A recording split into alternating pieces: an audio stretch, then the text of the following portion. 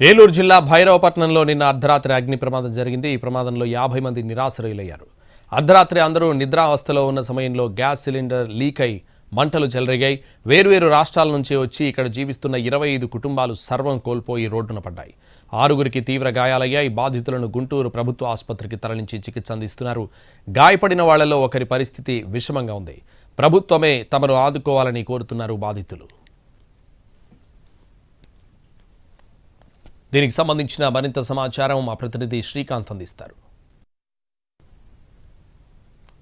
ఏలూరు జిల్లా కైకలూరు నియోజకవర్గంలోని భైరవపట్నంలో నిన్న అర్ధరాత్రి దాటిన తర్వాత భారీ అగ్ని ప్రమాదం జరిగింది. ఇక్కడ ఎవరైతే స్థానికంగా నివసిస్తున్నారో వీళ్ళందరికీ సంబంధించిన నివాసాలన్నీ కూడా అగ్నికి ఆహుతయ్యాయి. ఇది మొత్తం కేవలం ఆ గ్యాస్కి సంబంధించిన గ్యాస్ లీకేజీకి సంబంధించి ప్రమాదం చోటు చేసుకున్నట్టుగా కూడా ప్రాథమికంగా నిర్ధారణకు కూడా వచ్చారు. అర్ధరాత్రి సమయంలో ఈ ప్రమాదం కూడా జరిగింది. దీంతో సంచార జాతరలకు సంబంధించిన వాళ్ళు ఇక్కడ నివసిస్తూ ఉంటారు. ఒక 20-25 కుటుంబాలు ఇక్కడ నివసిస్తూ ఉంటే వీళ్ళందరూ కూడా ఇతర రాష్ట్రాల నుంచి బతుకు తెరువు కోసం ఈ భైరవపట్నంకి వచ్చి చేపల చెరువు మీద ఉన్నటువంటి పక్షులను వేటాడుతూ జీవనం సాగిస్తారు. ఒకసారి చూడొచ్చు, ఒకసారి మనం ఇంట్లో దాచుకున్నటువంటి డబ్బు మొత్తం కూడా కాలిపోయిన పరిస్థితి ఉంది. చూడొచ్చు మనం మొత్తం 500 రూపాయల కాగితాలు వీళ్ళు ఇంట్లోనే దాచుకుంటారు. ఇంట్లో ఉన్నటువంటి డబ్బంతా కూడా ఖాళీ బూడిదైపోయిన పరిస్థితి కనపడతా ఉంది. బాధితులు ప్రస్తుతం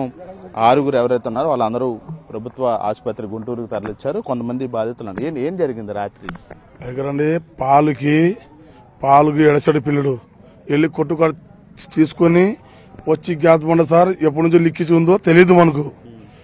వచ్చి సార్ పాలు ప్యాకెట్ తీసి కుండలేసి నిప్పు అంటించిన టైం కూడా లేదు. డమ్ అని సౌండ్ వచ్చింది సార్. ఏం సార్ డమ్ అని సౌండ్ వచ్చే వరకు సార్ గుడిసి ఆనుకుని ఉంటుంది. గుడిసెలు ఒక్కరొక్కరికి ఆనుకుని ఉంటుంది. ఇలాగా స్థలం పెద్దగా లేదు సార్. గుడిసి ఆనుకుని ఉన్న వాళ్ళకు డమ్ అంటే డమ్ డమ్ డమ్ గ్యాస్ బండ్లు మొత్తం సార్. పెద్ద పెద్ద బండ్లేదు సార్. మొత్తం కూడా పెద్ద బండ్లేదు సార్. సార్ అంతకు మించి ఏం చెప్పలేము సార్. హాస్పిటల్లో ఉన్న వాళ్ళు ఎంతమంది ఉన్నారు? 6గురు సార్. వాళ్ళ పరిస్థితి ఒక్కళ్ళ పరిస్థితి గాయంగా ఉంది సార్. ఆడమే పరిస్థితి కొద్దిగా సార్ ఉబ్బిపోయిందంట సార్. సార్ చర్మం మొత్తం అక్కడ చూడండి సార్. అదిగో సార్ చర్మం మొత్తం సార్. అదే సార్ చర్మం మొత్తం చర్మం లేదు సార్.